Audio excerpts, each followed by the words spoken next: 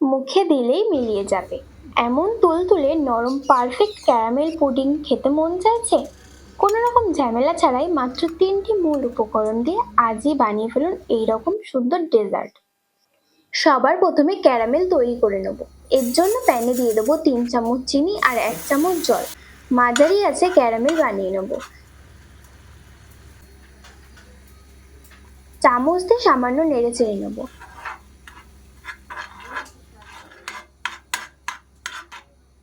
যখন এরকম golden colour চলে আসবে তখন নামিয়ে নেব। এবার বাটিটা এরকম ভাবে ঘুরিয়ে নেব যাতে চারিদিকে ছড়িয়ে যায়। এই কাজটি একটু দ্রুত করতে হবে, তা না হলে ক্যারামেলটা জমে যাবে। এবার আমি গুঁড়ো দুধ থেকে লিকুইড দুধ তৈরি করে নেব। এর জন্য সসপ্যানে দিয়ে দেবো 1 কাপ জল। জলটা ঈষৎ উষ্ণ গরম করে নেব। এখানে আমি 10 টাকার আমল দুধ নিয়েছি। একটা ডিমের জন্য 10 টাকার আমল দুধই যথেষ্ট।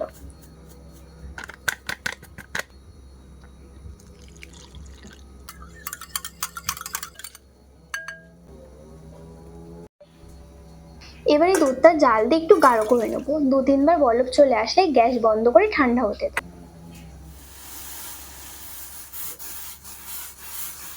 এবার একটা পাত্রে একটা ডিম ভেঙে নেব।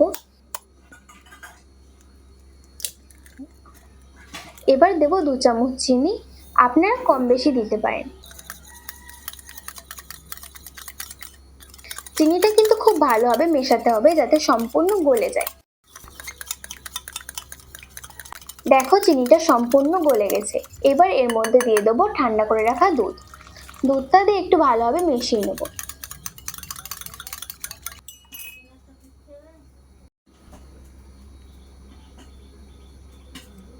এবার যে পাত্রে পুডিংটা সেট করব সেই পাত্রে ছাঁকনির সাহায্যে ছেঁকে মিশ্রণটি ঢেলে নেব। পুডিংয়ে কিন্তু সবথেকে মেন উপকরণ মিশ্রণটি ছেঁকে নেওয়া। এবার স্টিম করার পালা। আমি আগে থেকেই হাই টু মিডিয়াম ফ্লেমে 5 মিনিট মতো জলটা গরম করে নিয়েছি। এবার বাটিটা বসিয়ে মুখ ঢেকে 30 মিনিট মতো স্টিম করে নেব।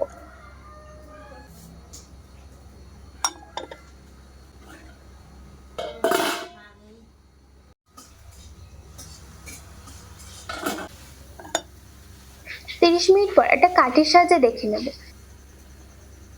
দেখো কাঠির গায়ে কিছুই লেগে নেই। যদি কাঠির গায়ে কিছু লেগে না থাকে তাহলে ভাববে পুডিংটি পারফেক্ট রেডি।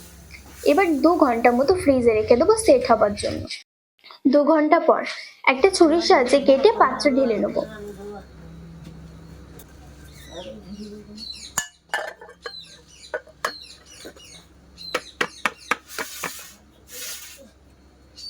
দেখো বন্ধুরা পুডিংটা কতটা সুন্দর হয়েছে, একদম নরম তুলতুলে। তাহলে দেখলেন তো মাত্র 10 টাকার আমল দুধের প্যাকেট দিয়ে কত সুন্দর পুডিং বানানো যায়।